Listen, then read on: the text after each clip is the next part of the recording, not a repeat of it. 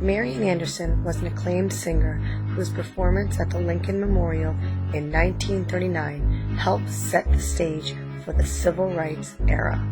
She was born February 27, 1897, in Philadelphia, Pennsylvania.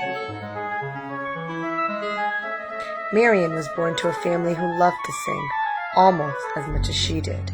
She was the oldest of 3 daughters, Ethel May, Alice, and of course, Marian.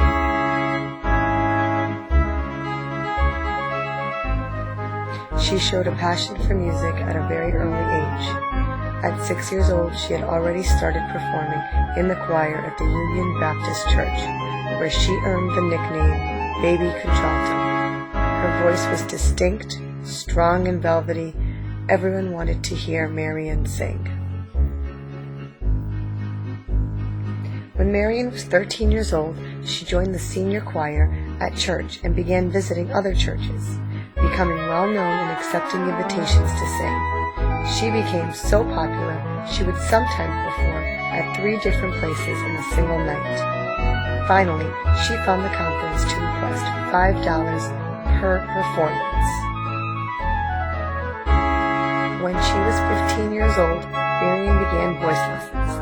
After her father had passed, the family did not have a lot of money, so voice lessons were getting expensive.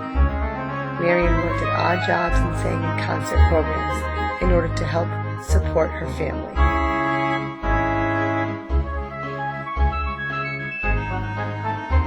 When Marian was 18, she finally went to music school and patiently waited in line for an application. But the girl behind the counter refused to help. Marian knew it was because she was black.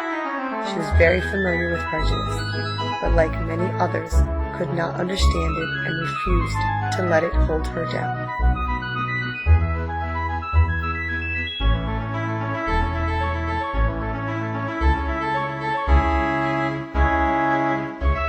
Marian still had the desire to advance her singing. She wanted to work and learn from master teachers. With the help of friends, she was introduced to a famous, sought-out teacher, Giuseppe Borghetti. It wasn't long before Giuseppe became entrapped by her music, as most people did. Marian sang and performed all over the United States, but most of her time was spent traveling and performing in Europe. Audiences applauded in London, cheered in Paris, and pounded on the stage for encores in Russia.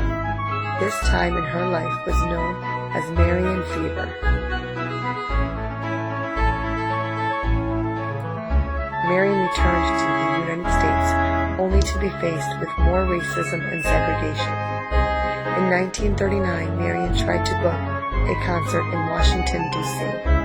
However, she was turned away because of their white performers-only policy. The public was outraged. Famous musicians protested, and First Lady Eleanor Roosevelt resigned from the Daughters of the American Revolution, who owned the hall.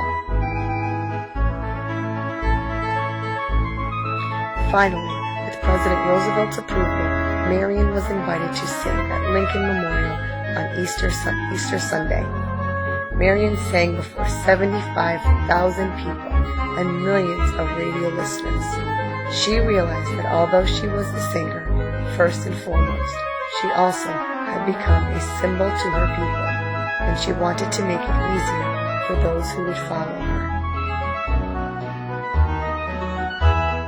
For almost 16 years after Lincoln Memorial, Marian sang for kings and queens, presidents and prime ministers, famous composers and conductors. She received medals, awards, and honorary degrees for her beautiful voice.